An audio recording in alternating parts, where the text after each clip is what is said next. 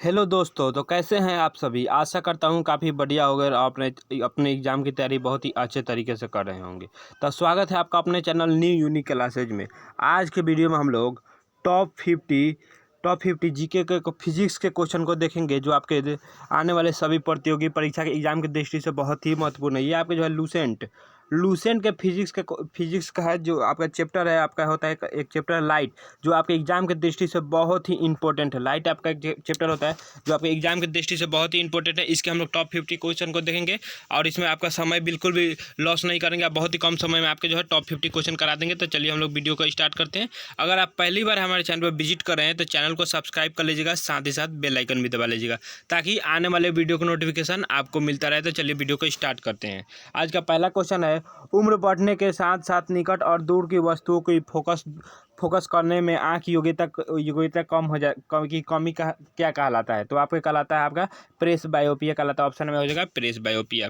अगला क्वेश्चन देखते हैं। अगला क्वेश्चन आपका आइरिस का क्या काम होता है। तो आइरिस का क्या काम होता है। तो आइरिस का काम होता है, क्या होता है, तो आँख में जाने वाली प्रकाश की मात्रा को नियंत्रित करना। ऑप्शन में हो जाएगा आइरिस का काम होता है आँख में जाने वाली प्रकाश की मात्रा को नियंत्रित करना। अगला क्वेश्चन देखते हैं। अगला क्वेश्चन आपका दृष्टि पटल पर बना प्रतिबिंब कैसा होता है। कहने का मतलब कि रेटिना पर बना प्रतिबिंब कैसा होता है। तो हम लोग जानते हैं कि रेटिना पर बना प्रतिबिंब क्या होता है, वास्तविक उल्टा और वस्तु के आकार से छोटा होता है। तो देखिए आपका ऑप्शन नंबर डी में दिया है, वस्तु से छोटा और उल्टा होता है, वही हो जाएगा आपका ऑप्शन नंबर डी हो जाएगा, वस्तु से छोटा और उल्टा होता है रेटिना पर बना हुआ प्रतिबिंब। अगला क्वेश्चन देखते हैं। अगला क्वेश्चन आपका आँख के किस भाग द्वारा आँख में प्रवेश करने वाली प्रकाश की मात्रा को नियंत्रित किया जाता है। आँख के किस भाग द्वारा आँख में प्रवेश करने वाली प्रकाश की मात्रा को नियंत्रित किया जा सकता है। आपको बताना है किस भाग द्वारा। तो आपको हम लोग आइरिस द्वारा आँख में प्रवेश करने वाली प्रकाश की मात्रा को हम लोग नियंत्रित कर सकते हैं आइरिस द्वारा। अगला क्वेश्चन देखते हैं। अगला क्वेश्चन आपका नेत्रदान में दाता की आंख के किस भाग को दान किया जाता है। तो नेत्रदान में जो आपकी दाता के आंख के कॉर्निया का भाग को दान किया जाता है। और आपका ऑप्शन नंबर हो जाएगा। देखिए दोस्तों, ये जो सारे क्वेश्चन है किसी न किसी एग्जाम में पूछे हुए हैं और साथ ही साथ आने वाले कॉम्पिटेटिव एग्जाम में आने की बहुत ही संभावना है। इसलिए जो आपको इस वीडियो को बहुत ही ध्यान से देखिएगा, क्योंकि आपके वीडियो जो आपके एग्जाम की दृष्टि से बहुत ही कारगर साबित हो सकता है। अगला क्वेश्चन देखते हैं। अगला क्वेश्चन आपका मनुष्य के आँख में प्रकाश तरंगे किस किस स्थान पर स्नायु उद्देश्य में परिवर्तित होती है। तो किस स्थान पर जो आपके परिवर्तित होती है आपको बताना है। तो आपके कहाँ पे होती है, तो आपकी जो है रेटिना में होती है। आपका ऑप्शन नंबर सी हो जाएगा, रेटिना में होती है।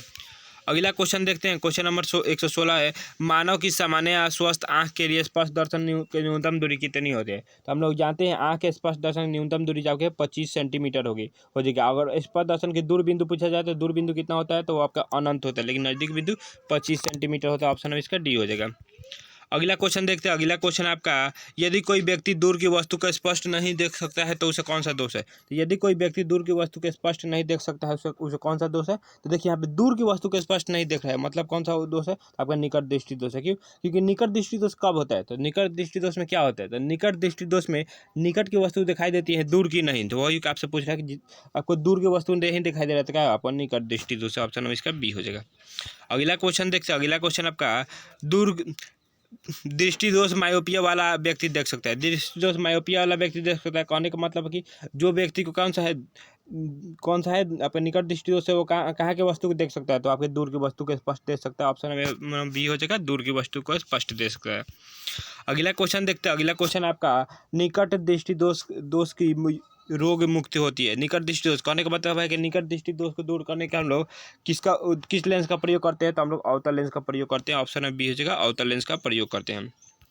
अगला क्वेश्चन देखते हैं। अगला क्वेश्चन आपका दूरदृष्टि दोष से पीड़ित व्यक्ति को, तो दूरदृष्टि दोष से पीड़ित व्यक्ति को क्या होता है, तो आपके दूर की वस्तु को स्पष्ट दिखाई नहीं देता है, निकट की वस्तु दिखाई नहीं देता। ऑप्शन नंबर इसका क्या हो जाएगा, बी हो जाएगा, दूरदृष्टि दोष से पीड़ित व्यक्ति को निकट की वस्तु का होता है दिखाई नहीं देता है, लेकिन दूर की दिखाई देता है। तो वही आपका ऑप्शन बी हो जाएगा, निकट की दिखाई नहीं देता है। अगला क्वेश्चन देखते हैं। अगला क्वेश्चन आपका दूरदृष्टि दोष से पीड़ित व्यक्ति के चश्मे में कौन से लेंस का प्रयोग किया जाता है। तो दूरदृष्टि दोष से पीड़ित व्यक्ति के चश्मे में हम लोग कौन सा प्रयोग करते हैं, तो हम लोग उत्तल लेंस का प्रयोग करते हैं। ऑप्शन में हो जाएगा, उत्तल लेंस का प्रयोग करते हैं। अगला क्वेश्चन देखते हैं। अगला क्वेश्चन आपका बुढ़ापे में दूरदृष्टिता व खराबी होती है जिसे क्या होता है। तो देखिए बुढ़ापे में दूरदृष्टिता व खराबी होती है जिसे क्या होता है, तो जिससे लेंस का होता है, तो आपके बहुत छोटा हो जाता है। ऑप्शन नंबर डी हो जाएगा, लेंस बहुत छोटा हो जाता है।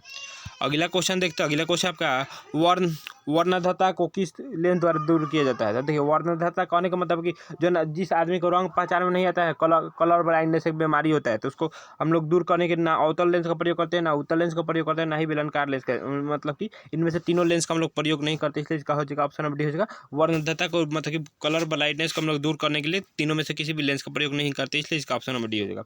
अगला क्वेश्चन देखते हैं। अगला क्वेश्चन आपका जारा दृष्टि दोष के उपचार के लिए प्रयोग किया जाता है। जारा दृष्टि दोष के उपचार के लिए हम लोग किसका उपयोग करते हैं। तो जारा दृष्टि दोष के उपचार के लिए हम लोग बाईफोकल लेंस का उपयोग करते हैं, ऑप्शन डी हो जाएगा, बाईफोकल लेंस का उपयोग करते हैं। अगला क्वेश्चन देखते हैं। अगला क्वेश्चन आपका मानव नेत्र एक कैमरे के समान होता है, अतः इसमें एक लेंस निकाय होता है, लेंस की फोकस दूरी क्या होगी।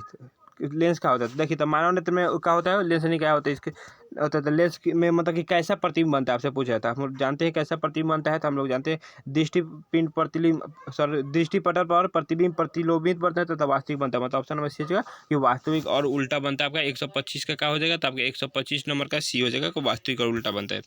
अगला क्वेश्चन देखते हैं। अगला क्वेश्चन आपको सारणी दिया गया, इसको मिलान करना है। तो हम लोग जानते हैं कि निकट दृष्टि दोष को दूर करने के लिए किस लेंस का प्रयोग करते हैं। तो हम लोग कहते हैं अवतल लेंस का प्रयोग करते हैं। दूर दृष्टि दोष को दूर करने का हम लोग उत्तल लेंस का प्रयोग करते हैं, और जारा दृष्टि दोष को दूर करने का हम लोग द्विफोक्सी लेंस का प्रयोग करते हैं, तथा और बिंदुता दोष को दूर करने के लिए हम लोग बेलनाकार लेंस का प्रयोग करते हैं। तो इसका मिलान ये हो जाएगा, और ये आपका ऑप्शन नंबर डी में दिया गया है।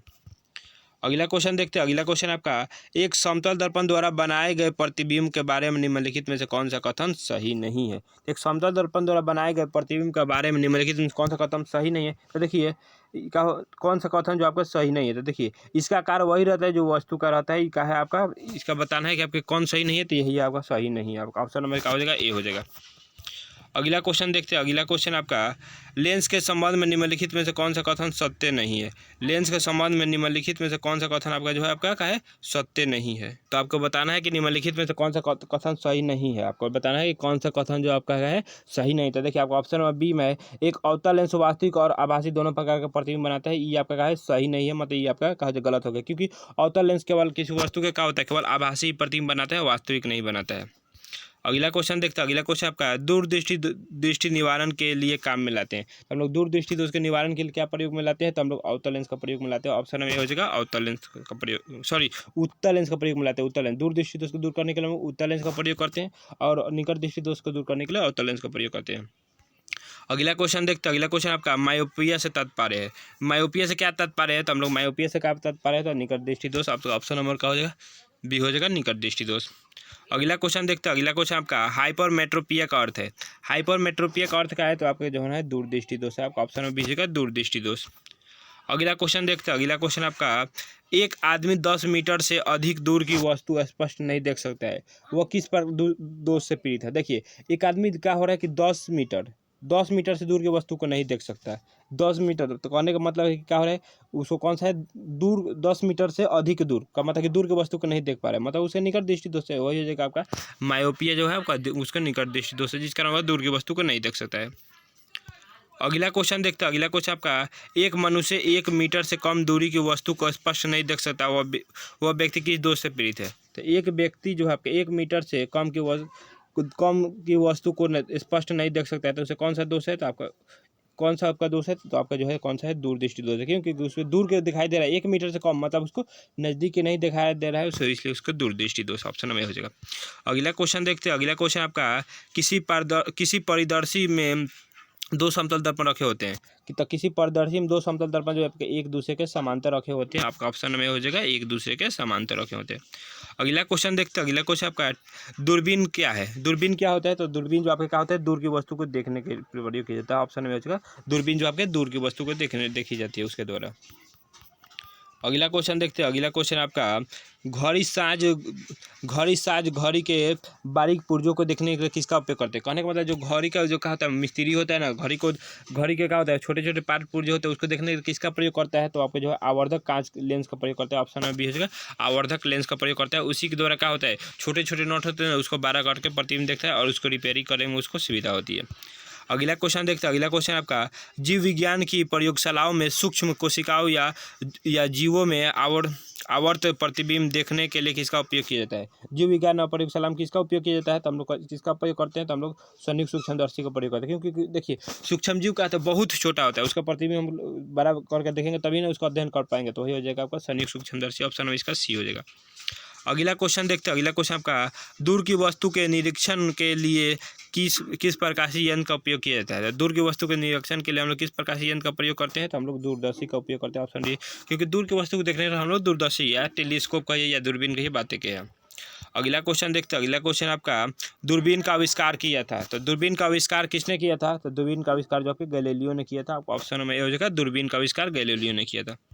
अगला क्वेश्चन देखते हैं। अगला क्वेश्चन आपका अवतल लेंस प्रयुक्त होता है सुधार हेतु, तो अवतल लेंस का प्रयोग किसको दूर करने के लिए किया जाता है? तो हम लोग जानते हैं कि अवतल लेंस का प्रयोग हम लोग निकट दृष्टि दोष को दूर करने के लिए किया जाता है। देखिए अगर ये आपको भूल रहे हैं कि कौन सा दोष में थोड़ा सा दिक्कत होता है लोगों को, कि अवतल का होता है कि निकट दृष्टि दोष में कौन सा लेंस का प्रयोग होता है, या और दूर दृष्टि दोष में कौन सा लेंस का प्रयोग होता है, तो इसमें एक याद रखिएगा, एक ट्रिक याद रखिएगा, अनिल, ठीक है, अनिल याद रखिएगा। अनिल मतलब क्या हो गया? अवतल लेंस हो गया। नी मतलब क्या हो गया? निकट दृष्टि दोष। मतलब जिस व्यक्ति को निकट दृष्टि दोष रहेगा वो कौन सा अवतल लेंस का प्रयोग करेगा, और उसके अलावा उसका उल्टा हो जाएगा, जिस व्यक्ति को दूर दृष्टि दोष रहेगा वो उत्तल लेंस का प्रयोग करेगा।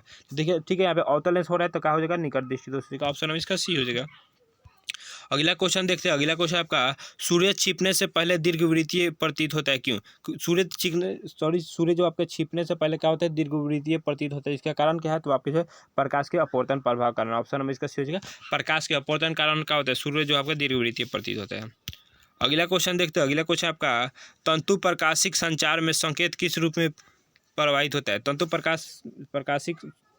तंतु प्रकाशिक संचार में संकेत आपके किस रूप में प्रभावित होता है आपको बताना है। तो आपके प्रकाश तरंग के रूप में संचालित होता है, ऑप्शन में ये हो जाएगा, प्रकाश तरंग के रूप में। अगला क्वेश्चन देखते हैं। अगला क्वेश्चन आपका तारे टिमटिमाते क्यों? तो तारे जो आपके अपवर्तन के कारण टिमटिमाते, ऑप्शन में हो जाएगा, तारे अपवर्तन के कारण टिमटिमाते हैं। अगला क्वेश्चन देखते हैं। अगला क्वेश्चन आपका निम्नलिखित प्रकार के कांचों में से कौन सा एक परावैज्ञानिक किरणों का विच्छेदन करता है? कौन ऐसे कांच जो आपके परावैज्ञानिक किरणों का विच्छेदन करता है? तो आपके जो है क्रूकस कांच जो आपका ऑप्शन नंबर डी हो जाएगा, क्रूकस कांच जो है परावैज्ञानिक किरणों का विच्छेदन करता है। अगला क्वेश्चन देखते हैं। अगला क्वेश्चन आपका प्रकाश के निम्नलिखित प्रकार में से किसका पौधे द्वारा तीव्र अवशोषण होता है? तो हम लोग लाल और नीला का जो है प्रकाश का पौधे द्वारा का होता है, लाल और नीला का तीव्र से अवशोषण होता है। अगला क्वेश्चन देखते हैं। अगला क्वेश्चन आपका देखिए, ये यूपी पीसीएस एग्जाम में पूछा गया क्वेश्चन है। निम्नलिखित परिघटनाओं पर विचार कीजिए। बताना है कि निम्नलिखित कौन है, कौन दृष्टि भ्रमण है। तो देखिए गोधूल में सूर्य का आप माप जो आपका दृष्टि भ्रमण है। फिर उषा काल में सूर्य का रंग जो है तो ये भी दृष्टि भ्रमण है। साथ ही साथ उषा काल में चंद्रमा का देखने ये भी दृष्टि भ्रमण है। इसका हो जाएगा ऑप्शन, और 1, 2 और 3 दोनों सही है। अगला क्वेश्चन देखते हैं। अगला क्वेश्चन आपका उस घटना का नाम क्या है जिसमें सूर्य और सूर्यास्त के समय पर्वत की चोटी गुलाबी और संतरी हो जाती है? उस घटना का नाम क्या है? तो आपके जो है कौन नाम है उसका? आपका जो है ओल्पेनलो मतलब कि हिम विवाह नाम है आपका, ऑप्शन में सीजिएगा हिम विवाह। अगला क्वेश्चन देखते हैं। अगला क्वेश्चन आपका निम्नलिखित में से किसमें उच्चतम ऊर्जा होती है? किसमें जो आपके उच्चतम ऊर्जा होती है? तो हम लोग जानते हैं किसमें, लाल रंग में उच्चतम ऊर्जा होती है। आपका ऑप्शन नंबर क्या हो जाएगा? ऑप्शन नंबर इसका क्या हो जाएगा? डी, सॉरी इसका हो जाएगा किसमें उच्चतम ऊर्जा होती है? तो आपका नीला रंग में उच्चतम ऊर्जा हो जाएगा, क्योंकि देखिए बैजानी पिनाला तो बैगनी तो है नहीं, तो ये क्या होगा? आप पढ़ोगे बैजानी पिनाला तो ऊर्जा बैगनी में होता है, फिर जामुनी में, फिर नीला में। इसका हो जाएगा नीला में ऊर्जा सबसे अधिक होती है। अगला क्वेश्चन देखते हैं। अगला क्वेश्चन आपका जब प्रकाश की तरंगे वायु से कांच में प्रवेश करती है तब प्रक्षेपित होती है। तो देखिए क्या होता है? तो देखिए जब क्या हो रहा है, वायु से कांच में जा रहा है मतलब माध्यम चेंज हो रहा है। तो हम लोग जानते हैं कि जब प्रकाश तरंग क्या होता है, माध्यम चेंज करती है तो उसका तरंग दैर्ध्य और चाल और वेग सब बदल जाता है, लेकिन आवृत्ति नहीं बदलती है, नहीं ना बदलती है। देखिए आपका ऑप्शन में आवृत्ति दिया है तो क्या प्रभावित होता है? तो देखिए यहाँ पे तरंग दैर्ध्य और वेग प्रभावित होता है, क्योंकि आवृत्ति तो प्रभावित नहीं होता है, और सारे ऑप्शन में आवृत्ति दिया गया है यहाँ पे। तो हो जाएगा आपका ऑप्शन नंबर डी होगा कि तरंग दैर्ध्य और वेग परिवर्तित हो जाता है। अगला क्वेश्चन देखते हैं। अगला क्वेश्चन नंबर 150 है। प्रकाश किरणें सरल रेखा में चलती है लेकिन किसी प्रकाशीय तंतु से वे टेढ़े मेढ़े पथ से होकर गुजर जाती है, इसका कारण क्या है? इसका कारण क्या है? तो आपके जो प्रकाश किरणें तंतु के प्रविष्ट छोरों पर अवशिष्ट होती है और निर्गम छोर से मुक्त होती है। और अगला समय तंतु के अंदर प्रकाश का परिकीर्णन होता है। जैसे ही किरण तंतु से गुजरती है उधर उत्तरोत्तर पूर्णांतिक परिवर्तन घटित हो जाता है। आपको बताना है इसका कौन सा आंसर सही है। तो आपका जो ऑप्शन है इसका क्या हो जाएगा, डी सही है, क्योंकि जैसे ही किरण तंतु से गुजरते हैं क्या होता है, पूर्णांतिक परिवर्तन घटना घटित हो जाती है। अगला क्वेश्चन देखते हैं। अगला क्वेश्चन आपका, उस दिशा दोष को क्या कहते हैं जिसमें किसी पदार्थ के एक तल में बिंदु केंद्र में दिखाई देता है जबकि दूसरे तल में बिंदु केंद्र के बाहर की ओर दिखाई देता है, तो उसे क्या कहते हैं हम लोग, अबिंदुता दोष कहते हैं। ऑप्शन नंबर क्या हो जाएगा इसका, ऑप्शन नंबर इसका सी हो जाएगा, उसका अबिंदुता दोष कहते हैं। अगला क्वेश्चन देखते हैं। अगला क्वेश्चन है आपका अवतल लेंस हमेशा किस वस्तु का प्रतिबिंब बनाता है। तो हम लोग जानते हैं कि अवतल लेंस किस वस्तु का हमेशा कैसा आभासी प्रतिबिंब बनाता है। ऑप्शन नंबर बी हो जाएगा, आभासी प्रतिबिंब बनाता है। अगला क्वेश्चन देखते हैं। अगला क्वेश्चन आपका, जब किसी साबुन के बुलबुले को आवेशित किया जाता है तो क्या होता है। तो हम जानते हैं जब किसी, मान लीजिए साबुन के बुलबुले इसको आवेश देंगे तो क्या होगा, इसका आकार बढ़ेगा ना, तो हो जाएगा आपका आकार बढ़ेगा तो त्रिज्या भी बढ़ेगा। ऑप्शन में इसका क्या हो जाएगा, उसकी त्रिज्या बढ़ जाती है। अगला क्वेश्चन देखते हैं। अगला देखिए, एनडीए 2015 में कुछ पूछा गया, यह क्वेश्चन है। अगला क्वेश्चन जब है आपका, जब सूर्य क्षैतिज के निकट होता है तब सुबह और शाम को जब तक ललिमा युक्त दिखाई देती है, इसका कारण क्या होती है। तो आपका लाल प्रकाश को वायुमंडलीय द्वारा न्यूनतम विचलन होता है। आपका ऑप्शन में क्या हो जाएगा, ये हो जाएगा, क्योंकि लाल रंग का विचलन न्यूनतम होता है। अगला क्वेश्चन देखते हैं। अगला क्वेश्चन है आपका, यदि वायु में प्रकाश की गति 3 × 10⁻⁸ मीटर पर सेकेंड है तो एक ऐसा माध्यम जिसका परिमाण 3/2 मतलब कि 1.5 होता है, उसका गति में प्रकाश की चाल क्या होगी, तो होगी 2 × 10⁸ क्योंकि हम लोग जानते हैं अपवर्तनांक बराबर क्या होता है, निर्वात में प्रकाश की चाल तथा किसी अन्य माध्यम प्रकाश की चाल। तो देखिए अपवर्तनांक 3/2 दिया है और देखिए निर्वात में प्रकाश की चाल 3 × 10⁸ दिया है, बटा भी दिया है। तो ये 3 से 3 काटेंगे तो कट जाएगा, फिर 2 उधर जाए गुना हो जाएगा, ये उधर गुना हो जाएगा, तो क्या हो जाएगा आपका 2 × 10⁸ मीटर पर सेकंड हो जाएगा। आपका ऑप्शन नंबर क्या हो जाएगा, ए हो जाएगा। अगला क्वेश्चन देखते हैं। अगला क्वेश्चन नंबर आपका 156 है। प्रकाश में 7 रंग होते हैं, रंगों को अलग अलग किया जा सकता है। तो हम लोग जानते हैं कि क्या होता है, प्रकाश में रंग होते हैं, क्या होता है, जब प्रकाश एक प्रिज्म से होकर क्या होता है, हम गुजारते हैं ना, तो क्या होता है, ये अलग अलग 7 रंगों में बढ़ जाते हैं, जिसमें रंगों का रंग क्या होता है, तो होता है आपका बैजानी पिनाला होता है, याद रखिएगा बैजानी पिनाला। इसमें आपसे ये भी क्वेश्चन पूछा जा सकता है, प्रिज्म से गुजरने पर रंगों का क्रम बैजानी पिनाला मान लीजिए आपको पता होता है, तो इसमें पूछता है कि सबसे ऊपर लाल रंग कौन सा होता है, तो सबसे ऊपर जो आपका लाल रंग होता है। अब सबसे नीचे रंग कौन सा होता है, तो सबसे नीचे आपका बैगनी रंग होता है, याद रखिएगा। और जो रंग सबसे नीचे होता है उसका विचलन सबसे अधिक होता है, और जो रंग सबसे ऊपर होता है उसका विचलन सबसे कम होता है। लेकिन जो रंग जो आपके सबसे ऊपर होता है ना, उसका चाल सबसे अधिक होता है, याद रखिएगा। जो रंग सबसे नीचे होता है उसका चाल सबसे कम होता है। अगला क्वेश्चन आएगा, प्रकाश में 7 रंगों होते हैं को अलग किया जा सकता है। तो हम लोग जानते हैं एक प्रिज्म से रंगों को अलग अलग किया जा सकता है। ऑप्शन में ए हो जाएगा। अगला क्वेश्चन देखते हैं। अगला क्वेश्चन आपका, हमें वास्तविक सूर्योदय से कुछ मिनट पूर्व ही सूर्य दिखाई देता है, इसका कारण क्या है, तो हम लोग का कारण क्या है, तो आपका प्रकाश का अपवर्तन है। ऑप्शन में डी हो जाएगा। प्रकाश का अपवर्तन कारण क्या है, हमें सूर्योदय से 2 मिनट पहले सूर्य दिखाई देता है और सूर्य अस्त के 2 मिनट बाद तक सूर्य दिखाई देता है। इस कारण क्या होता है, 2 मिनट पहले या 2 मिनट बाद, मतलब कि टोटल दिन के अवधि में 4 मिनट की वृद्धि हो जाती है, याद रखिएगा। ये भी आपसे क्वेश्चन पूछा जा सकता है। अगला क्वेश्चन देखते हैं। अगला क्वेश्चन आपका, यदि साबुन के 2 भिन्न भिन्न व्यास के बुलबुले को एक नली द्वारा एक दूसरे के संपर्क में लाया जाता है तो क्या घटित होता है, तो क्या होगा, छोटा बुलबुला और छोटा हो जाएगा और बड़ा बुलबुला और बड़ा हो जाएगा। ऑप्शन नंबर बी हो जाएगा। ऑप्शन नंबर बी हो जाएगा। अगला क्वेश्चन देखते हैं। अगला क्वेश्चन आपका, परावर्तित प्रकाश में होती है, तो परावर्तित प्रकाश में क्या होती है, तो आपका जो है आपतन कोण पर निर्भर नहीं करता है। इसका ऑप्शन नंबर क्या हो जाएगा, ए हो जाएगा। परावर्तित प्रकाश जो आपके आपतन कोण पर निर्भर नहीं करता है। अगला क्वेश्चन देखते हैं। अगला क्वेश्चन आपका, अगला क्वेश्चन है, प्रकाश की गति